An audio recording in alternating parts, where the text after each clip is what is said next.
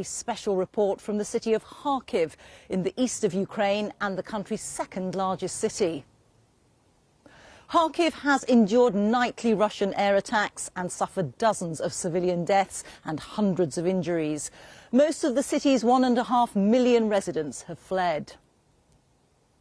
Well, the Ukrainian forces fought back a Russian armoured column in the early days of the invasion, and they've been fighting since to stop a further Russian advance. Our correspondent Quentin Sommerville and cameraman Darren Conway have spent the week with the Ukrainian forces there, and I should warn you that their report contains graphic images from the front line that some viewers will find disturbing. Head to the very eastern edge of Ukraine and a ghostly vision of the country's fate unfolds before you. The city of Kharkiv is being purged of life. In near total blackout, the police in the country's second largest city take us on patrol. The Russians aren't far. Shelling happens every night.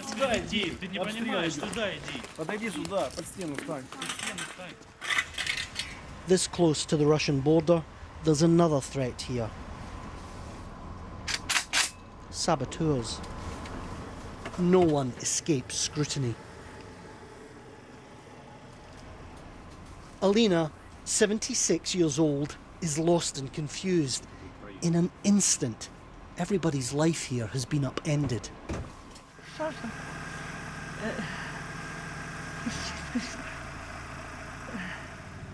But this young nation has surprised Russia and the world with its resolve.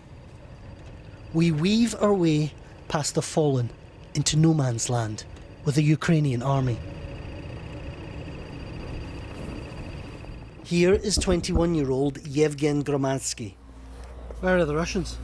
Русские солдаты, русские військові стоять плюс-мінус. Over the sound of shelling, he tells me, the Russian soldiers are standing about 900 meters away from here. You can hear right now that they're firing on our positions, and we are firing back. Поруч з даним місцем.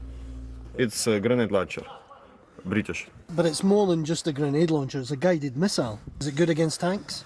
It's the best we have right now. How are the Russians fighting? They're fighting like soldiers of 1941.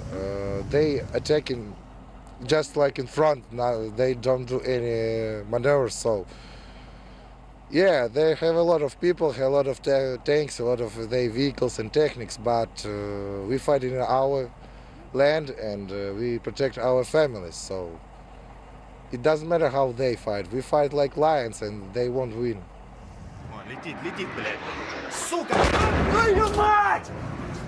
This is what people have been fleeing in Kharkiv. Endless bombardment for the past 2 weeks. Our administration would like to inform you that a fire has started in the building. Of that reason, please go to the ground floor and from there leave the building. This is what Russia does to cities. It bombards them, it besieges them, it surrounds them. It terrorizes entire populations.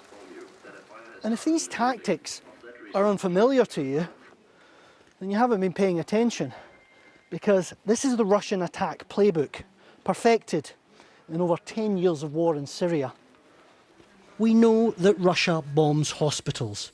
So here at the city's hospital number 4, they keep the wounded in hallways away from the windows. Miss Valentina has been hit by shrapnel. I have a poem for you, she says. These stupid Russian shrapnel pieces I will carry all my life, but as long as my heart still beats, I will still live and love. And so too will 8-year-old Dmitry, now that this has been removed from his skull. This is the war that Russia has fought before and is fighting again. We don't know the rest of Ukraine's fate, but Kharkiv has already shown what's coming next. Defenders, we will ride together. We will win this war, and all our heroic people will gather to rebuild our beloved Ukraine. Quentin Sommerville, BBC News, Kharkiv in eastern Ukraine.